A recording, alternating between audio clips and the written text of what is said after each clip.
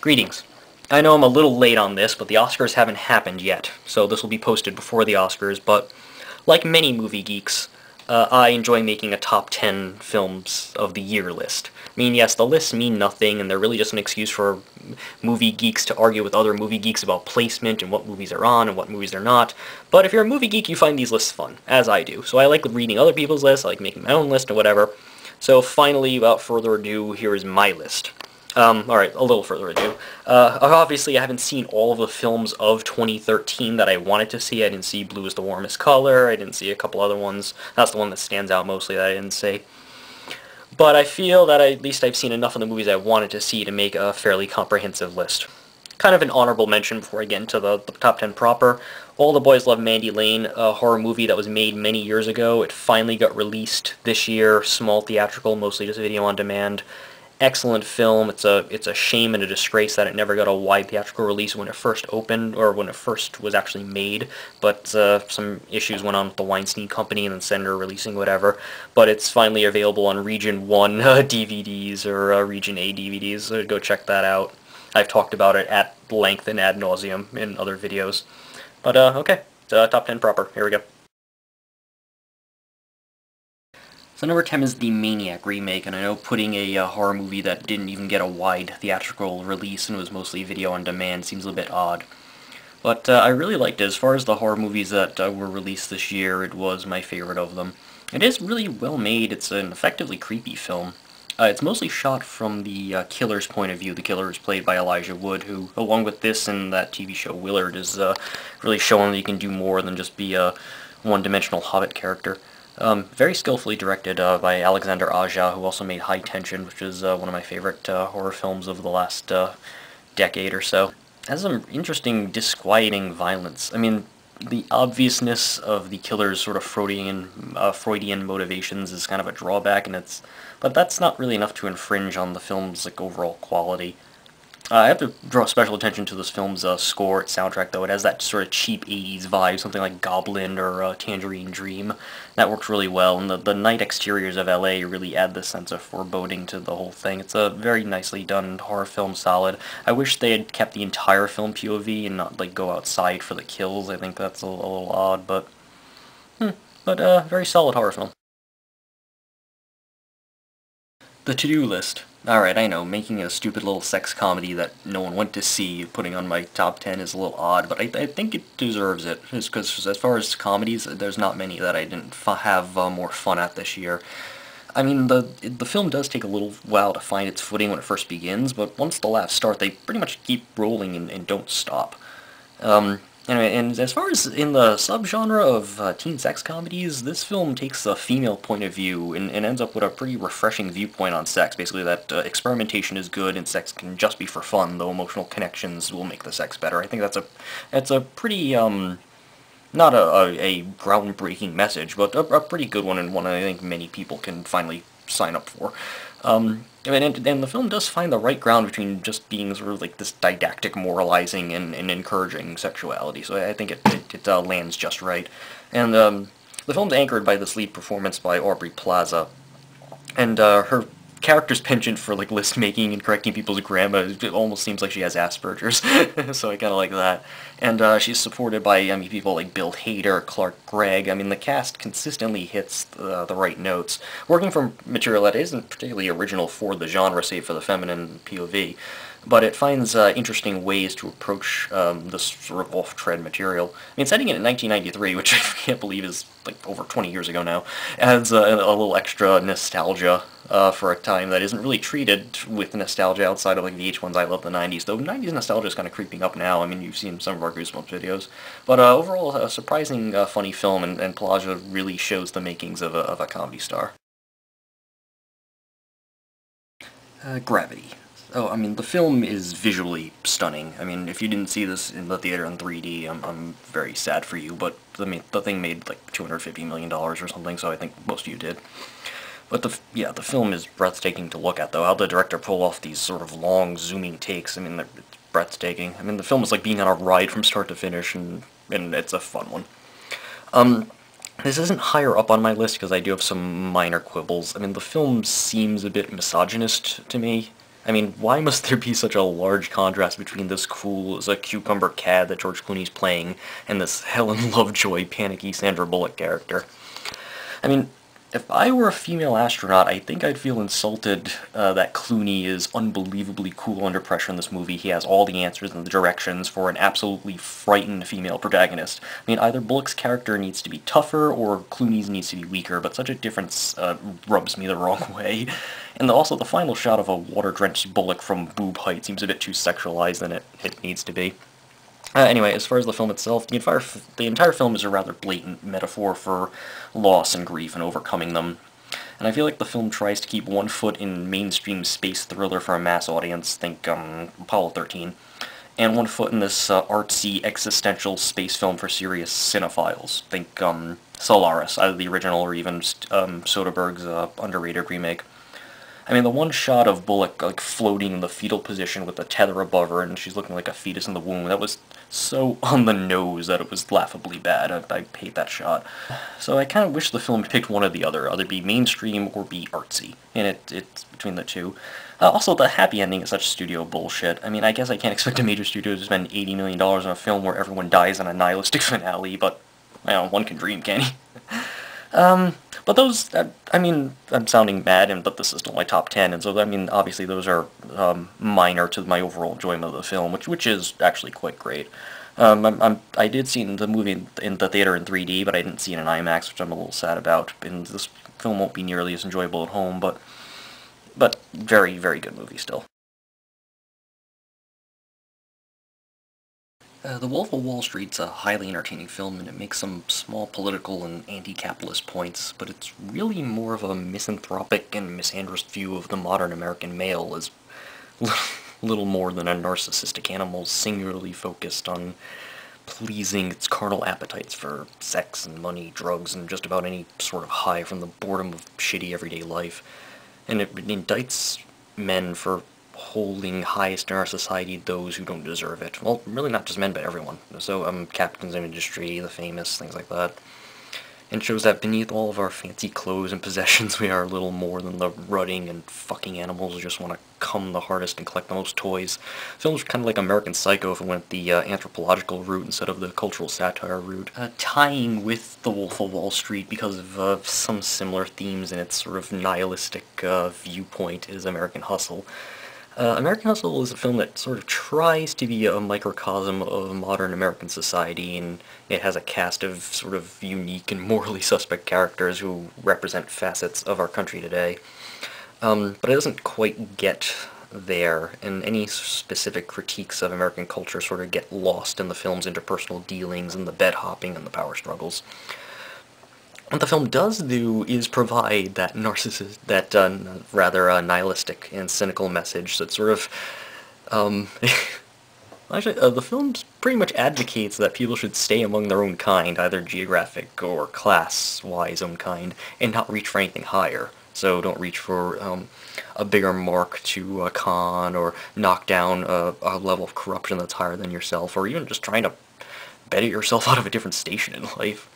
I mean, in the end of the movie, we see good people do bad things for good purposes, bad people do good things for bad purposes, and so much mixing of bad actions with good intentions and good actions with bad intentions that the morality itself becomes murky and almost beside the point. I mean, the truly bad in the movie, your murderous mobsters, your stingy bankers, they're not punished, and the kind of bad people who are these, like, corrupt politicians who have good intentions with trying to improve their state economy for their constituents, they're duly punished, and the people all orchestrating the cons from both sides of the law are so self-involved they're just dicks regardless of intention or not. Now, the film may not think it is an indictment of the very act of trying to do good in a bad world, but it kind of is. And I would be offended if only that message wasn't, sadly, kind of true. I mean, we do live in a world where morality is not black and white, and bad people think they're justified, and good people often blur lines with this sort of end justifies the means pragmatic attitude, and the real villains of the world don't normally get their comeuppance. And putting a few bad guys away never changes systemic rot, so yeah, the film may be truthful in its cynical, unhappy message, but it's a depressing one to walk out of the theater with. That being said, though, the film actually is damn fun to watch, and while it's unfurling, it's masterfully constructed. I mean, this movie is mostly about the acting, if nothing else. I mean, Christian Bale, once again, proves he's one of the best actors alive today. I mean, Amy Adams is vibrating with electric sex every moment she's on screen. Jennifer Lawrence plays a character that's unlike anything she's done before, though I think because she's playing a Jersey Girl, and I found Scarlett Johansson's Jersey Girl in Don John to be more authentic, it didn't strike me as much as it did other people. Bradley Cooper doesn't really stand out in this film too much, and he gave a much better performance in The Place Beyond the Pines the same year this film came out. So I'll excuse him. I did really enjoy a small role by Louis C.K. who steals a few scenes that he's in, and Robert De Niro as a cameo that shows that he still has talent even if most of the films he does nowadays are garbage. But yeah, the film has a lot of laughs, a lot of energy, really captures a 70s feel. But the 70s were a cynical time, as is our modern time. I mean, our Iraq is their Vietnam. Our modern struggling economy is similar to sort of 70s stagflation. So, this is a film of its time. My problem is less with the film and more with our time. The Spectacular Now was a very understated film, and it definitely avoided the melodrama and teenager coming-of-age cliches, and it paints a really nuanced and sometimes pretty powerful portrait of a young man at the beginning to middle stages of alcoholism.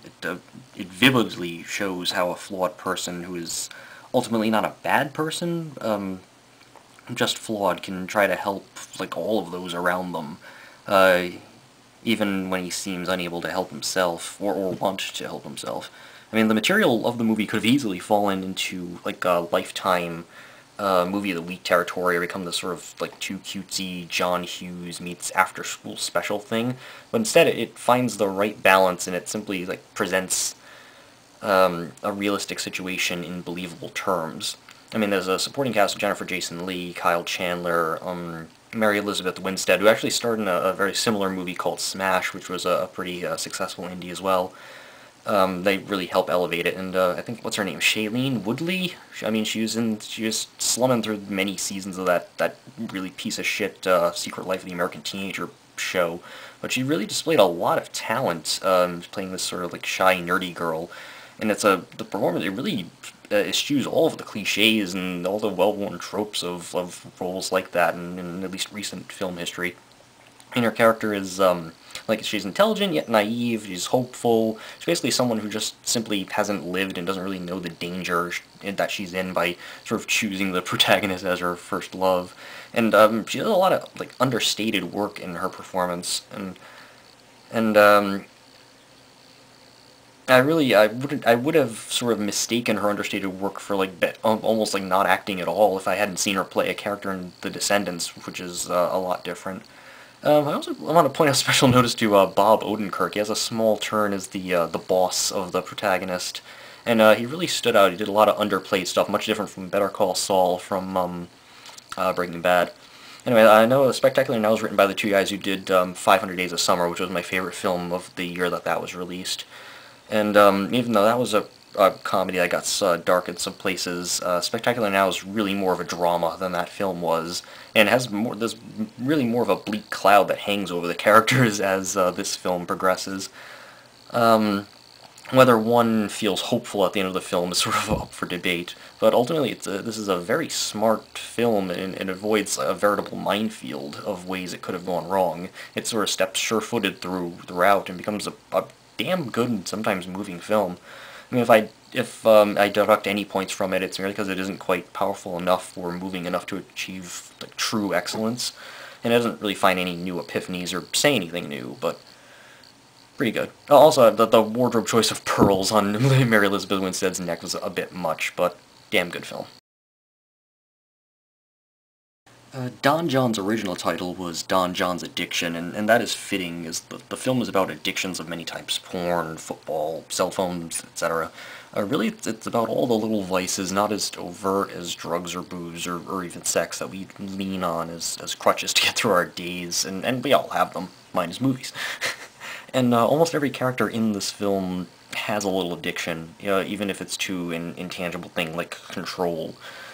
So the main character's addiction is porn in this movie, and the film does a good job of showing how unrealistic sexualized imagery is ubiquitous and pervasive within our culture to a point where, even though the U.S. has this sort of underlying hypocritical, puritanical streak running through it that our European counterparts do not, it's really weird, actually. I don't know. But, I mean, when half-naked women are orgasming over, like, Carl's Jr. burgers and commercials and no one seems to notice or care, perhaps this country's wires are crossed a bit. So anyway, this was Joseph Gordon-Levitt's directorial debut, and it's really masterful and sure-footed. I mean, the film almost never steps wrong. And it's really true to life, and it gets the male psyche in this humorous but authentic way that few films really do. I mean, while there's some exaggeration for the sake of humor, the film doesn't strike a false note. I mean, in my opinion, instead, the film actually it bulks a lot. It bucks, or rather bulks. It bucks romantic comedy cliches, despite what you may have believed from the misleading TV ads, which were sort of painting the movie as a by-the-numbers romantic comedy about a man who has to give up porn and win over a girl, which is probably why the movie didn't do as well as it did. It was marketed wrong. But the film ends up with this sort of non-traditional narrative, and it has you in stitches some of the time, but it really always has you caring for these well-drawn characters that feel true to life. Especially if you grew up around Italians, trust me. But the acting is superior throughout. I mean, Levitt plays the main character as this sort of likable Guido with the mild OCD, and he's sort of numbed by routine. He's trapped in this sort of self-made prison of false eroticism. Scarlett Johansson plays a Jersey girl, so where you forget who the actress that's portraying her is, and you just kind of watch the character. It's actually quite good. And her slow glide from this likable character to this unlikable one is pretty subtle, and it's handled deftly. The always great Julianne Moore is in the movie. She steps in for a supporting role that at first seems like it's going to be like this sage mentor thing, or maybe just comic relief, and then it turns into something much more poignant and more central to the film. I mean, Levitt's been sculpting a pretty good career for himself ever since Third Rock from the Sun ended. He's consistently chosen like these challenging roles and these interesting projects, and he's sort of eschewed the normal career for this like a hot young movie star. So, I mean, by writing and directing his own project, he's now shown he has even more talent than previously realized, and he's got a pretty keen eye toward the human condition. I mean, the film isn't exactly flawless. If it's only, and I think I'd maybe only feel that because the ending is sort of a bit rushed and I wasn't as moved as I wanted to be. But it's still, a marvelous debut for the guy behind the camera, and it's well worth seeing. Spring Breakers. Okay, I know this might be a controversial choice as far as why this is on my top 10. But I wrote a very lengthy review of this film online, and I write little, at least snippets, if not full-length reviews of pretty much every movie I see in the theater, and most nobody gives a shit about. But when I posted the Spring Breakers one, a lot of people ended up reposting it on Tumblr or liking it.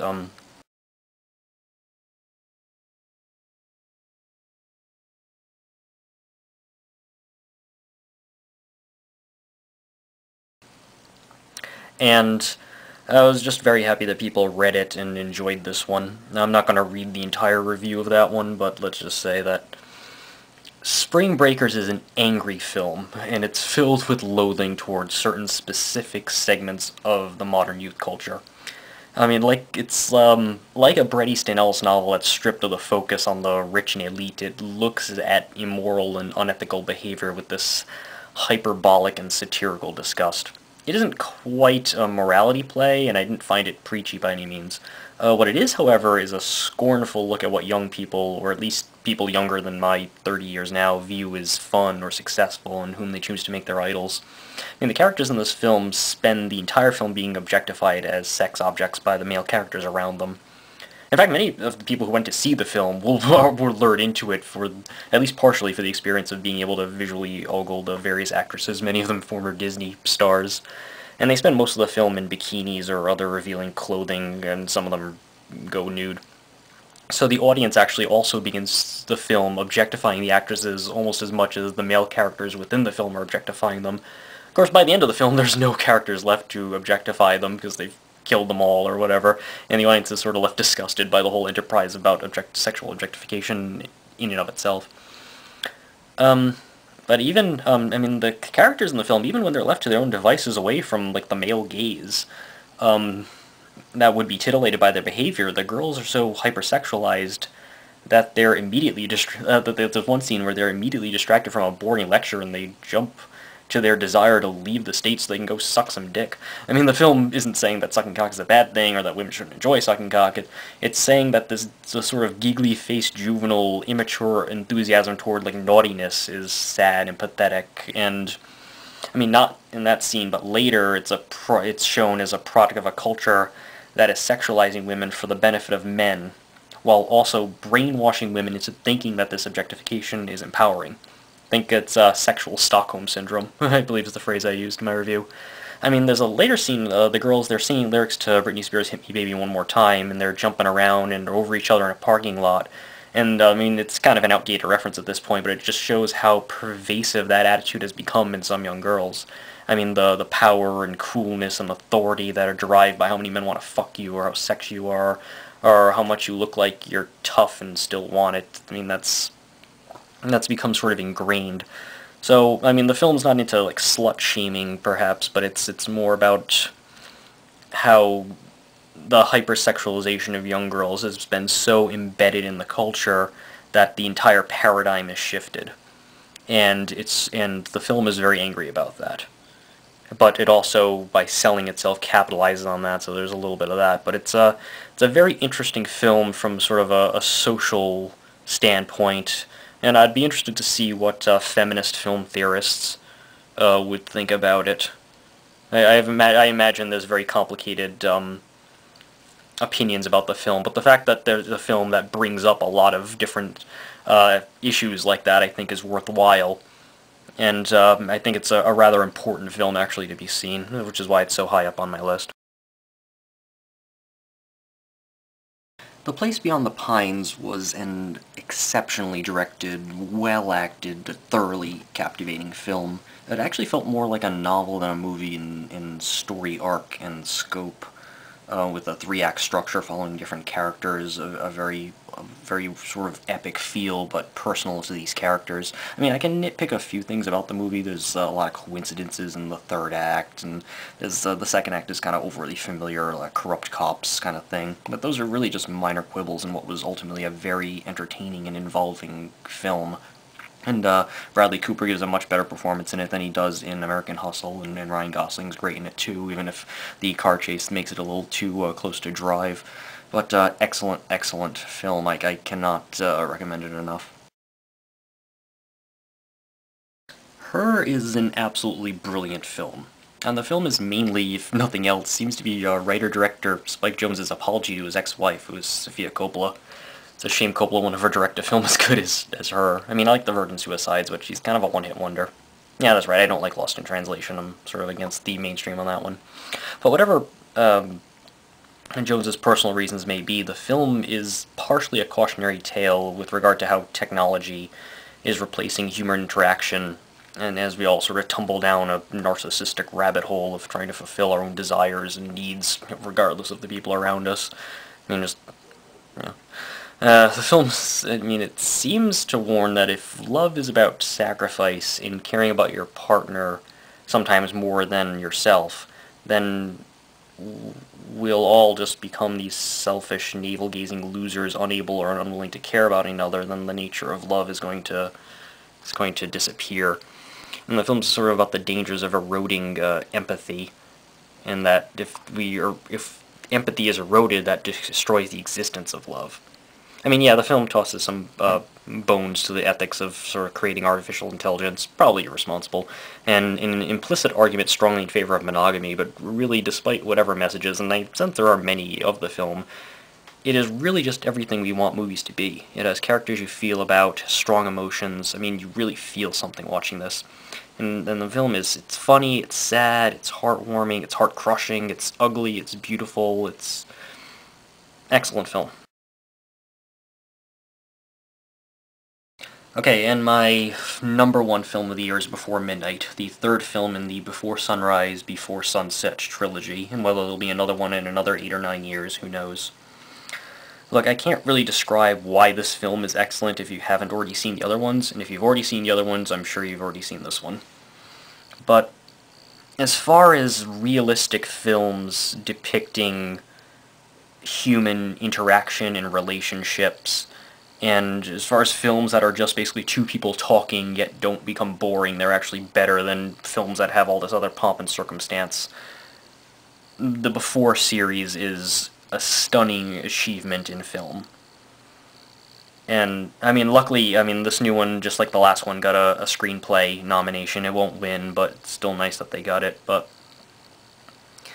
I mean, I'm really sort of tongue-tied about how to describe why these films are so good. And, I mean, in this one, the first one is about, you know, it's kind of a meet-cute. These people meet on a train, and they're in Europe and everything, so it's not as realistic. But then the second one is sort of, you've gone through life, you've made some decisions, you're maybe not happy with them, and you're sort of chasing something from the past. And then this one is about sort of reality, okay? You've finally ended up with the person of your dreams. Now what?